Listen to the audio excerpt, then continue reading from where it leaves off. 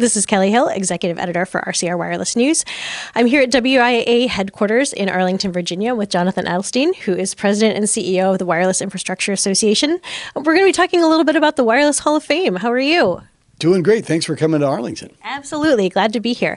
So you guys have the Wireless Hall of Fame dinner coming up. Tell us a little bit about who's being recognized. We're recognizing the founders of our industry, the people that really created the wireless infrastructure industry, along with those who built the networks that are doing such a great job today. So we have the founders of the three public tower companies from before they were the big giants they are now.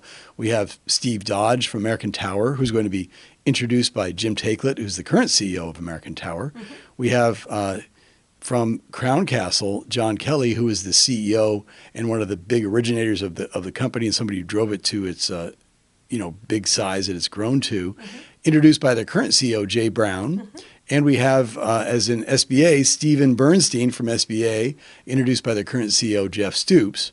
And we also have a carrier representative, Neville Ray from T-Mobile, who did such a great job of building a network so quickly and so efficiently and so effectively. He's going to be introduced by their CEO, John Ledger of T-Mobile.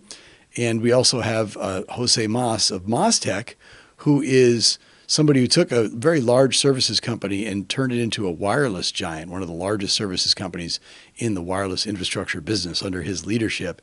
And he'll be introduced by Commissioner O'Reilly of the FCC. Okay, so lots of big names and bright lights at this event. So can you tell us a little bit about, what is the industry celebrating this year? What are some of the major accomplishments or recognition that, that warrants, some recognition?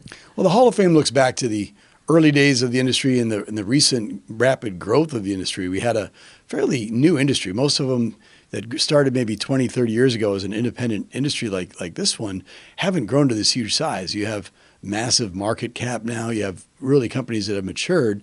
But we're looking back at the early beginnings of it, and we're seeing what's happening today and how those pioneers that began this industry really laid the foundation for what is today a towering business, if you'll forgive the pun, a business that has grown enormously to become one of the most important industries in America because it supports every other industry through the wireless broadband that it provides. So we're kind of celebrating our past, and we're looking forward to the future as well in terms of how are we going to make sure we have the workforce to continue to build and grow on what they've done. Okay.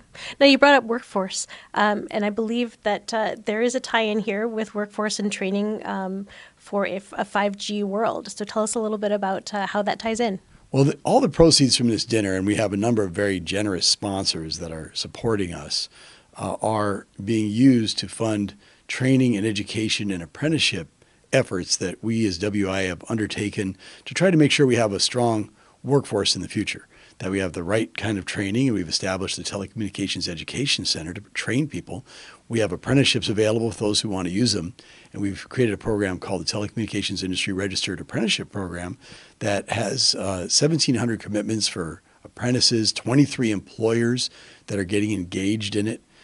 So these are great opportunities for the industry to take advantage of to help make sure that we take the time to grow our workforce so we don't have a labor shortage, so we don't have costs and quality issues, so that we don't have safety concerns. We can address some of the safety issues in our industry by making sure people are properly trained, they do the job right the first time. It'll keep costs under control, and it will make sure that we have the wireless infrastructure that we need to support the massive growth in data demand that we're seeing today. Okay. Well, Jonathan, thank you so much for the time. Looking forward to hearing more about the event. Well, thanks for coming. Looking forward to seeing you at the dinner on the 14th. Absolutely. Thank you.